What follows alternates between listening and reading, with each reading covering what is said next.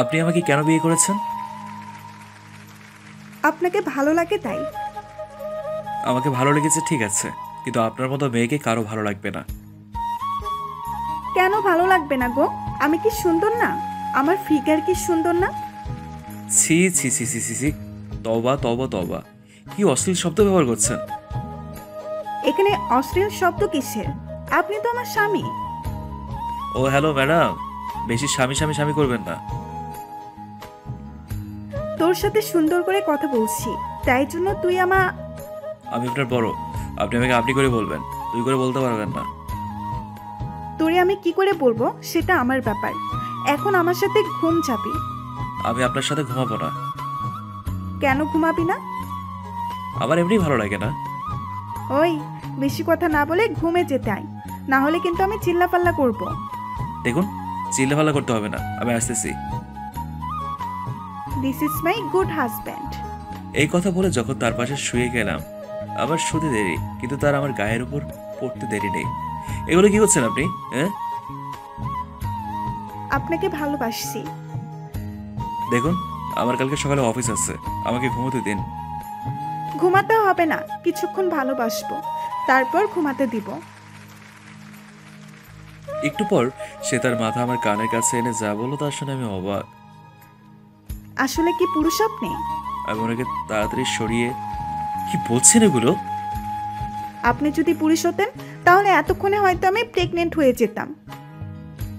মনে মনে বললাম, এই মেয়ে কয় কি? হ্যাঁ, আধা ঘন্টার মধ্যে প্রেগনেন্ট? এ মেয়ে কি লজ্জা বলতে কিচ্ছু নেই? চুপ হয়ে আছেন কেন? প্লিজ ঘুমাবো। আমার সাথে একটু কথা বলতে ভালো লাগে না? আপনি যদি সাধারণ বউ হতেন তাহলে কথা বলতাম, কিন্তু আপনি একটা অত্যাচারী বউ। এই কথা বলে আবার বিছানায় গিয়ে শুয়ে পড়লাম। একটু পরে খেয়াল করলাম আয়েশাও ঘুমিয়ে গেল। এবার তাহলে পাঠকদেরকে আমি আমার পরিচয় দিয়ে দিই।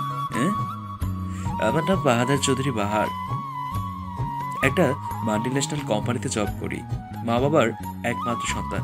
আপনারা নিশ্চয়ই অবাক হয়ে গেছেন আমি আয়েশার সাথে এমন কেন হচ্ছিল। তাহলে শুনুন তার কারণ। আয়েশাকে বিয়ে করা আমার কোনো ইচ্ছেই ছিল না, কারণটা আমি বলে হয়তো আপনাদের ইচ্ছে থাকতো না। আমাদের বিয়ে হওয়ার 25 দিন আগে আমি আয়েশাকে দেখতে গিয়েছিলাম, সবাই সম্মতি দিয়ে বিয়েতে, এবং আমিও দিয়েছিলাম, কারণ আয়েশা অনেক সুন্দর, অনেক থার্ড ইয়ারে পড়ে, তার মানে যথেষ্ট। সবাই কথা বলছিল, এমন সময় হঠাৎ করে আয়েশা বলে উঠলো, আমি আমার হবু জামাইয়ের সাথে কিছুক্ষণ কথা বলতে চাই, একা। কিছুক্ষণ সবাই আয়েশার দিকে তাকিয়েছিল, আমার দিকে কিছুক্ষণ তাকিয়েছিল, তারপর একটু হেসে বলল, আচ্ছা যাও। আচ্ছা, আপনি এত লজ্জা কেন পাচ্ছিলেন? আপনি সরাসরি কথা বলেননি কেন আমার সাথে? দেখুন, আমি আপনার সাথে সরাসরি কি কথা বলবো? যা কথা বলো তা তো সব মা বাবাই বলবে। আমার না অনেক ইচ্ছে ছিল বিয়ের আগে স্বামীর সাথে প্রেম করব। বিয়ের আগে সব প্রেম হারাম। কেন? আমাদের তো বিয়ে হবে, আমরা তো প্রেম করতেই পারি। যতদিন না পর্যন্ত আমরা আল্লাহর পবিত্র কালামের মাধ্যমে একটি বন্ধনে আবদ্ধ না হবো, ততদিন পর্যন্ত আমাদের সম্পর্কটা অবৈধ। আপনি তো অনেক জানেন দেখছি, আমাকে সব শিখাবেন নাকি? ইনশাল্লাহ, আপনি শিখতে চাইলে সব শিখাবো। তাহলে এখন আমাকে একটি কিস করেন। কি বলছেন এগুলো? হ্যাঁ, আপনার মাথা ঠিক আছে তো? আমি শুনছি, বাট এই মুহূর্তে আপনি আমাকে কিস করবেন, না হলে আমি চিল্লাফাল্লা করব। কি আজব মেয়ে রে বাবা, হ্যাঁ? আপনার কি মান সম্মান বলতে কিচ্ছু নেই? আমার মান সম্মান বলতে কিছুই নেই। এবার আপনি আমাকে তাড়াতাড়ি কিস করেন। দেখুন ম্যাডাম, আমি কিন্তু আপনাকে তাহলে বিয়ে করবো না। তুই এখন কি করবি, নাকি বিয়ের পরে তোর উপর অত্যাচার করব? আপনি যাই করুন না কেন, আমি এগুলো কিচ্ছু করবো না। এই কথাটি বলে যখন সেখান থেকে চলে আসছিলাম, তখন শুধু আরেকটি কথা শুনেছিলাম, সেটা হলো, তাহলে আজ থেকে আমি তোর অত্যাচারী বউ হব। এখন বুঝলেন তো আমি কেন তার সাথে শুরুতে এরকম করেছিলাম? হ্যাঁ, সত্যি এটি কোনো সাধারণ বউ না, এটি একটি অত্যাচারী বউ। সকালে ঘুম থেকে উঠলাম, ফ্রেশ হলাম, খেতে যাব, এমন সময় দেখলাম আয়েশা চায়ের কাপ নিয়ে আমার দিকে এগোচ্ছে। অনেক খুশি হয়ে গেলাম, এত ভালো বউ পেলাম, তাহলে তার জীবনে কোনো কষ্টই রইল না। কিন্তু একটু পরে সে যা করলো তা দেখে আমি অবাক হয়ে গেলাম। পাশের টেবিলে আমার কিছু অফিসের গুরুত্বপূর্ণ ফাইল রাখা ছিল, আয়েশা চা ফাইলগুলো উপরে ঢেলে দিল। এই, এই আপনি এটা কি করলেন? দেখলেন তো কি করেছি? আবার জিজ্ঞাসা কেন করছেন? আপনার কি মাথা নষ্ট? হতে পারে। এই কথা বলে চলে গেল। কি মেয়ে রে বাবা, হ্যাঁ? আসলে একদিন হলো মাত্র, আর আজ থেকে অত্যাচার শুরু। মনে মনে বললাম, এরপর আমি নাস্তা করতে নিচে গেলাম। আয়েশা, আব্বু আব্বু আসেনি? না, একটু পাশের বাসায় গেছে। ও আচ্ছা। আমি আপনাকে খাইয়ে দিই। কি মেয়ে রে বাবা, হ্যাঁ? কিছুক্ষণ আগে আমার সাথে ঝগড়া করলো আর এখন আদর করছে। থাক, আদর করলে করুক, আমি কেন না করবো। খুশি মনে রাজি হয়ে গেলাম। কিন্তু আমার একটা কন্ডিশন আছে। মনে কি কন্ডিশন? হ্যাঁ? আমি যখন কাউকে খাওয়াই, খাওয়ার মাঝখানে সে যদি পানি অথবা অন্য কিছু করতে চায়, আমার না খুব রাগ লাগে। আরে অসুবিধা নাই, আমি খাওয়ার মাঝখানে পানি বা অন্য কিছুই করি না। আচ্ছা, তাহলে ঠিক আছে। তারপর সে আমাকে খাওয়ানো শুরু করলো, কিন্তু যেই খাবার আমার মুখে গেল আমি চিৎকার করা শুরু করে দিলাম, কারণ খাবার ছিল অনেক ঝাল। পানি, পানি, মাগো। আমি কিন্তু আগেই বলেছি, খাওয়ার মাঝখানে পানি চাইলে আমার খুব রাগ হয়।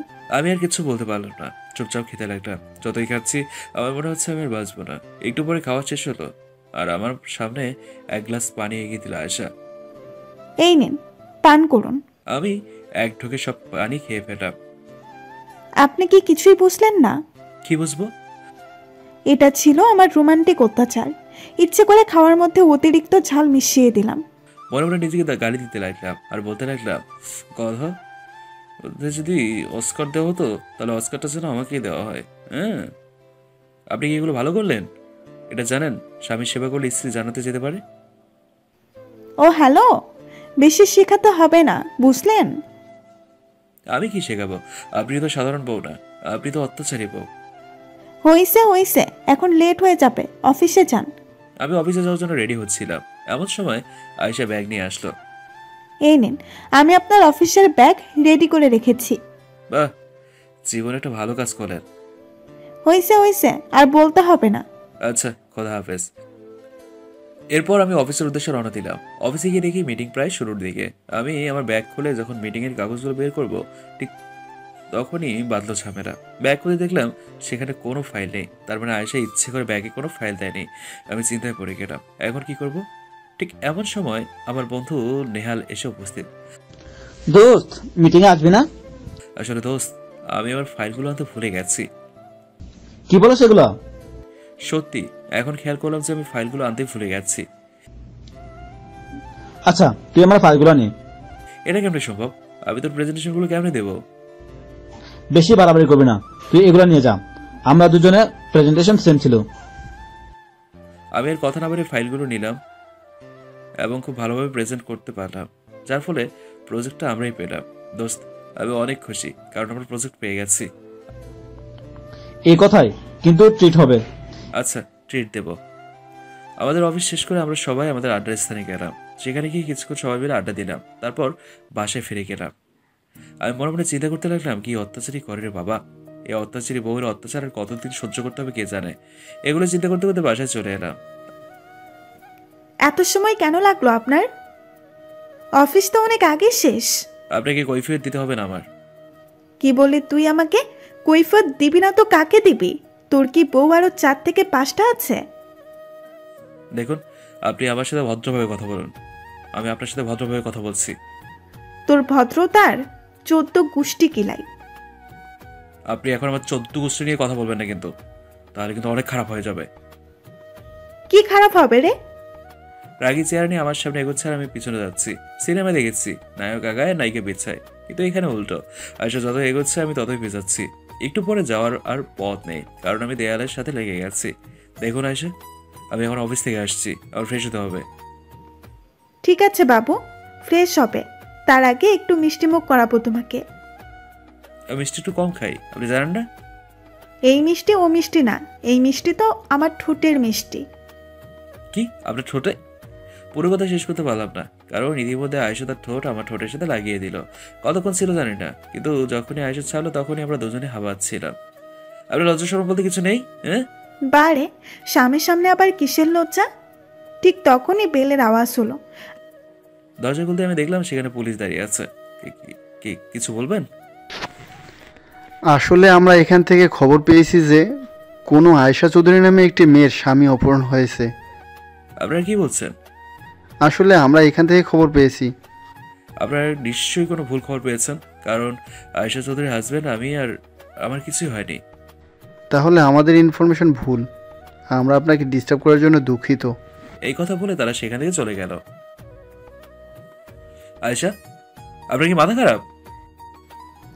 আমার মাথা খারাপ হতে যাবে কেন? আপনি নিশ্চয়ই মেন্টাল। দেখুন, আজে বাজে কথা বলবেন না। আপনার অফিস টাইম অনেক আগে ছিল, কিন্তু আপনি আসছিলেন না, তাই আমি ওদেরকে কল দিয়েছিলাম। রাগার থামিয়ে রাখতে পারলাম না, দিলাম জোরে দুটি চোর। আপনি আসলে এগুলোর যোগ্য। আপনার এসব অত্যাচার আর সহ্য হয় না। আয়েশা কিছু না বলে কাঁদতে কাঁদতে সেখান থেকে চলে গেল। একটু পরে আব্বু আম্মু বাসায় আসলো। কি হয়েছে? তুই কি বোমাকে মেরেছিস নাকি? বোমা কাঁদছে কেন? জানি না তোমার বোমা কেন কাঁদছে, জানতেও চাই না। এগুলো কি উল্টাপাল্টা? কি কথা বলছিস? বৌমা জেদ ধরেছে যে সে আর এখানে থাকবে না। যে চলে যেতে চায় তাকে আটকালে কেন? সে চলে যাক। তোকে নিয়ে আর আমি পারছি না।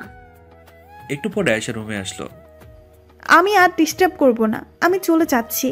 কিছু না বলে আমার অফিসের কাজে মনোযোগ দিলাম। আমি মনে মনে বললাম, যে মেয়ে বিয়ের 2 দিনের মাথায় বলতে পারে যে সে চলে যাবে, সে মেয়েকে নিয়ে আর কি আর ভালো করে বিশ্বাস করা যায়? একটু পর খেয়াল করলাম আয়েশা ব্যাগ গোছাচ্ছে। দেখুন, আমি কিন্তু সত্যিকারে চলে যাচ্ছি। ঠিক আছে, যান বাপের বাড়ি। বাপের বাড়ি যেতে কারো থেকে পারমিশন নিতে হয় না। আমি বাপের বাড়ি যাচ্ছি না, আমি একেবারে চলে যাচ্ছি। ধুর, আর ভালো লাগে না। এই কথা বলে বাসা থেকে বেরিয়ে গেলাম। সোজা চলে গেলাম বন্ধু নেহালের বাড়িতে। সেখানে গিয়ে মনে করলাম মনের কষ্ট একটু কম হবে, কিন্তু মনের কষ্ট আরো বেড়ে গেল। আমি আয়েশাকে সেটা ভুলতে পারছি না।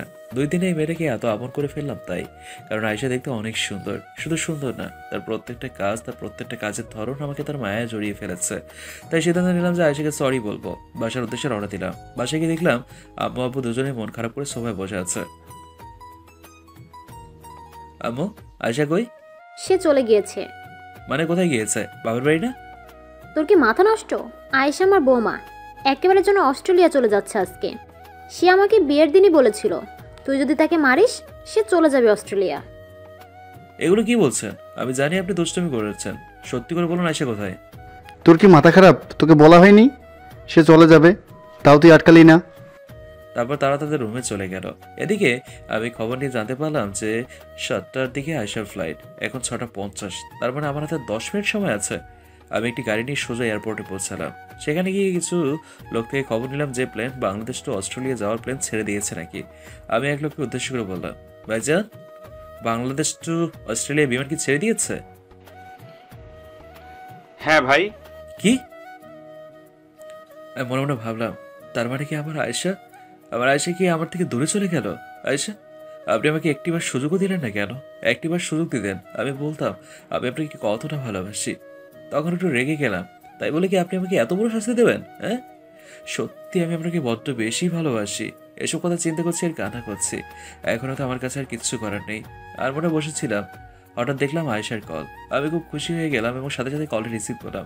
হ্যালো হ্যালো আয়েশা, আপনি কেন আমাকে ছেড়ে চলে গেলেন? আপনি আমাকে একটিবার বলার সুযোগ দিতেন আমি আপনাকে কতটা ভালোবাসি। আসলে এখানে অ্যাক্সিডেন্ট হয়েছে আর আমি সেখানেই মোবাইলটি কুড়িয়ে পেলাম আর দেখলাম ডায়াল কলে সবার আগে নাম্বার আপনার নাম্বার। আপনাকে কল দিলাম। মানে আপনি এগুলো কি বলছেন? আমি বলছি যে এখানে একটি অ্যাক্সিডেন্ট হয়েছে আর আমি সেখানে এই মোবাইলটি কুড়িয়ে পেলাম। আপনি যার অ্যাক্সিডেন্ট হয়েছে তার কে হন? আসলে আমি তার হাজব্যান্ড।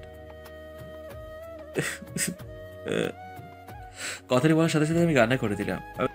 তাহলে আপনি তাড়াতাড়ি সদর হাসপাতালে আসুন। আমি তাড়াতাড়ি করে একটি গাড়ি নিয়ে সদর হাসপাতালের দিকে রওনা দিলাম। সদর হাসপাতালে গিয়ে জানতে পারলাম অ্যাক্সিডেন্টে কেসে রোগীটি মারা গেছে এবং সে বর্তমানে মর্গে আছে। আমার হাত পা কাঁপছে। আমি যতই মর্গের কাছে যাচ্ছি ততই মর্গে ঠিক একটু আগে একটু বেডে একটি লাশ শায়িত অবস্থায় আছে। আমি যখনই লাশের গায়ে হাত দেবো ঠিক তখনই কেউ আমাকে পেছন থেকে জড়িয়ে ধরলো। আমি পেছনে ফিরে দেখলাম আয়েশা। আয়েশা, আপনি এখানে?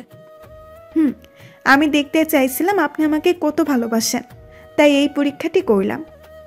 আয়েশা, ফাজলামের একটা লিমিট থাকে, আর আপনি লিমিটের বাইরে ফাজলামি করেন। আমি কোথায় ফাজলামি করলাম? এখন যদি আপনি আমাকে বকা দেন, আমি কিন্তু সত্যি সত্যি অস্ট্রেলিয়া চলে যাব। না না, যেতে হবে না। আমি সত্যি এরকম করবো না। কান্তরে সরি বললাম, কিন্তু মনে মনে কি অত্যাচারী বউরে বাবা, নিজের মৃত্যু সংবাদ নিজেই বানিয়ে ফেললো। এরপর আমি আয়েশাকে তার পছন্দের আইসক্রিমটা কিনে দিলাম। আচ্ছা, আপনার কি আমার জন্য একটু চিন্তা হয়নি আপনি যখন মৃত্যুর সংবাদটি বানিয়েছিলেন? চিন্তা হয়েছে, অনেক চিন্তা হয়েছে। তাই তো আপনার পেছনে পেছনে দেখছিলাম। আপনি আমার জন্য কত পাগল। থাক, আর বলতে হবে না। বুঝতে পারলাম আপনার কথা। আপনার কত চিন্তা আমার জন্য। তারপর আমি আর আয়েশা আইসক্রিম খেয়ে সেখান থেকে বিদায় দিলাম, রওনা দিলাম।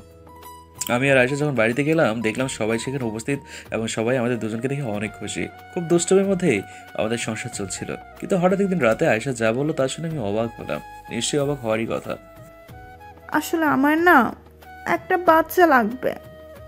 ছি, আপনি এগুলো কি বলছেন? আমাদের একটা বেবি হলে আমি কত খুশি হব। বেবি হলে তো আমি অনেক খুশি হব, কিন্তু বেবি হওয়ার জন্য তো অনেক কিছুই করতে হবে। তা যদি না করি তাহলে কিভাবে বেবি হবে? আপনার এই দুষ্টুমির স্বভাবটা চেঞ্জ করুন। আমি যদি দুষ্ট না হয় তাহলে বেবি কিভাবে দুষ্ট হবে? একটু দুষ্টুমি করতেই হবে, নাহলে বেবি তো আর হবে না। আচ্ছা আয়েশা, আপনার ঠোঁটগুলো তো লাল কেন? এই খবরদার, আমার সামনে আসবেন না। এই দূরে থাকো, দূরে থাকো, আমার সামনে আসবেন না। কে শোনে কার কথা? আমি তাড়াতাড়ি তার ঠোঁটের সাথে আমার ঠোঁট লাগিয়ে দিলাম। একটু পরে আমরা দুজনে পাড়ি দিলাম ভালোবাসার অতল সাগরে। কনসটি ভালোবাসা আর অনেক আদরের মধ্যে এই আমাদের সংসার চলছিল। এরই মধ্যে আমি বাবা হওয়ার সুসংবাদটিও পেলাম। যত দিন যাচ্ছে আমার ভয় বেড়ে যাচ্ছে, কিন্তু আমার অত্যাচারী বউয়ের কোনো ভয় নেই। সে বললো তার নাকি একটি মেয়ে চাই। আমি তার সাথে সম্মতি জানালাম, কিন্তু আমার মধ্যে যে কত ভয় কাজ করছে তা আমি ছাড়া আর কেউ জানে না। ডক্টর ডেলিভারি ডেট দিল 17 তারিখ, কিন্তু 14 তারিখ আসার পেইন উঠলো। তাই আমরা তাকে হসপিটালে নিয়ে গেলাম। হসপিটালে নিয়ে জানতে পারলাম এই বাচ্চা হওয়ার পেইন এটা। প্রায় 1.5 ঘন্টা পরে ডক্টর বের হলো। ডক্টর ডক্টর আমার বউর বাচ্চা ঠিক আছে তো? জি, দুজন একদম ঠিক আছে। আমি তাও ভয়ে আয়েশার ক্যাবিনে যাচ্ছিলাম না। একটু পরে অনেক সাহস করে রুমে ঢুকলাম। দেখলাম আয়েশা আমাকে দেখে মিটমিট করে হাসছে। এই যে, আপনি হাসছেন কেন? তো হাসবো না? মাথা কি নষ্ট হয়ে গেল? আমার মাথা নষ্ট হয়নি, আমার মাথা পুরোপুরি ঠিক আছে। আমাদের মেয়ে হয়েছে কিন্তু। হ্যাঁ হয়েছে। আপনি যে মেয়ে ছিলেন না, মেয়ে তাই হলো। হুম। এই দুষ্ট হাসিটির রহস্য কি? আগে তো শুধু আমি আপনাকে অত্যাচার করতাম, এখন আমার মেয়েও আপনাকে অত্যাচার করবে। মা আর মেয়ে দুজনে মিলে আপনাকে অত্যাচার করব। বলে কি, আগে একজন অত্যাচার করতো আর এখন 2 জন অত্যাচার করবে? তাহলে কি আমি আর বাঁচবো না, মরে যাব? আয়েশা আমার কথা শুনে হাসছে, আমিও হাসছি। আজ আমাদের দুজনে অনেক সুখের দিন। আমি বিবাহিত কাপলদের জন্য কিছু বলতে চাই। আপনারা ঝগড়া করবেন, রাগ অভিমান সব করবেন, কিন্তু কখনো কাউকে ছেড়ে যাওয়ার চিন্তা করবেন না। কারণ বিয়ের বন্ধনটা এমন একটা বন্ধন যে বন্ধন আমরা চিরদিনের জন্যই করে রাখি। তাই আমাদের সবার উচিত আমাদের বিয়ের বন্ধনটিকে খুবই পবিত্রভাবে এবং খুবই সুন্দরভাবে আগলিয়ে রাখার, যাতে এই বন্ধনটি কখনো ছিঁড়ে না যায়।